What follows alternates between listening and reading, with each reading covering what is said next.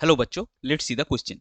सो इस क्वेश्चन में हमको कॉलम वन और कॉलम टू दिया गया है और हमको कॉलम वन के डाटाज के साथ कॉलम टू का डाटाज जो है वो मैच करना है। सो कॉलम वन में हमारे पास ए में है 68% ऑक्यूपेंसी ऑफ स्पेस, बी में है सीजियम क्लोराइड, सी में है hexagonal close packing in 3 dimensions and D में है एंटीफ्लोराइड स्ट्रक्चर और ई में है कोवेलेंट क्रिस्टल। और पी में हमारे पास है कॉलम टू में सिंपल क्यूबिक, क्यू में डायमंड, आर में Na2O, इसमें A B type of close packing and T में बॉडी सेंटर्ड क्यूबिक लैटिस।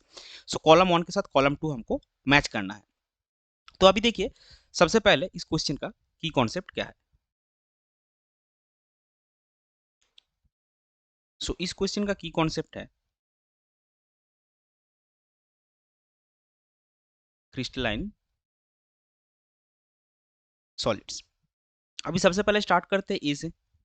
सो ए में हमारे पास है 68% ऑक्यूपाई ऑफ स्पेस। सो अगर 68% आपका स्पेस ऑक्यूपाई करेगा तो ये पैकिंग फ्रैक्शन के पार्ट से है। सो आपको पता है पैकिंग फ्रैक्शन अगर आप देखेंगे तो 68% जो ऑक्यूपेंसी है वो आपका किस केस में है, वो आपका है बॉडी सेंटर्ड क्यूबिक में।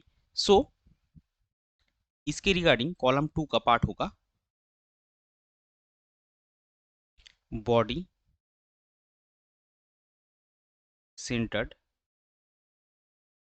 क्यूबिक लैटिस, जो कि है आपका टी। अभी चलते हैं बी पे। बी पे हमारे पास क्या है, बी पे हमारे पास है सीजियम क्लोराइड। सो सीजियम क्लोराइड क्या होगा, सीजियम क्लोराइड जो बनाता है वो एक क्यूबिक लैटिस बनाता है, सिंपल क्यूबिक लैटिस बनाता है। तो उसके हिसाब से आपका बी के साथ मैच करेगा कॉलम टू का P, that is simple cubic lattice, यानी कि कॉलम टू का पी। अभी सी में जो है, सी में हमसे पूछा गया hexagonal close packing in 3 dimension. Hexagonal close packing in 3 dimension. So 3 dimension में हेक्सागोनल क्लोज पैकिंग का अगर आप लेयरिंग पैटर्न देखेंगे तो वो क्या होता है, वो ए बी टाइप होता है, यानी कि ए लेयर के ऊपर बी लेयर बैठेगा, उसके बाद फिर से ए लेयर और फिर से बी लेयर, मतलब ए बी लेयर जो है वो कॉन्टिन्यूसली रिपीट होके जाएगा। तो 3 डायमेंशन में हेक्सागोनल क्लोज पैकिंग आपका आता है A B type of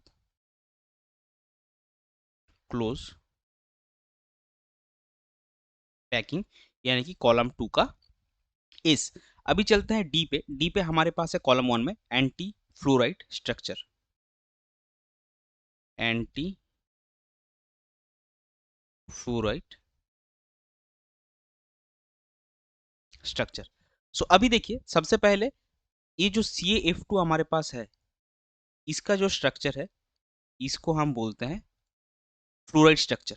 so CaF2 को अगर आप एज ए जनरलाइज्ड फॉर्म में डालेंगे, CaF2 का जो मॉलिक्यूलर फॉर्मूला, तो वो क्या होता है, तो ये आता है Ab2। सो फ्लोराइड स्ट्रक्चर जो होता है वो जनरली Ab2 टाइप के होता है। तो उस हिसाब से आपका एंटी फ्लोराइड स्ट्रक्चर जो आता है, एंटी फ्लोराइड स्ट्रक्चर का जनरल फॉर्मूला होता है A2B।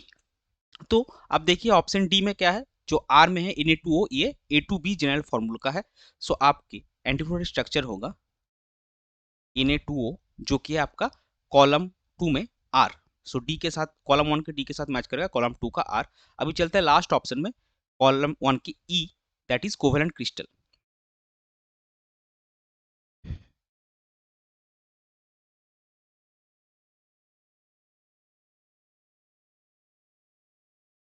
कोवेलेंट क्रिस्टल, अभी कोवेलेंट क्रिस्टल हम किसको बोलेंगे, these are crystalline solids having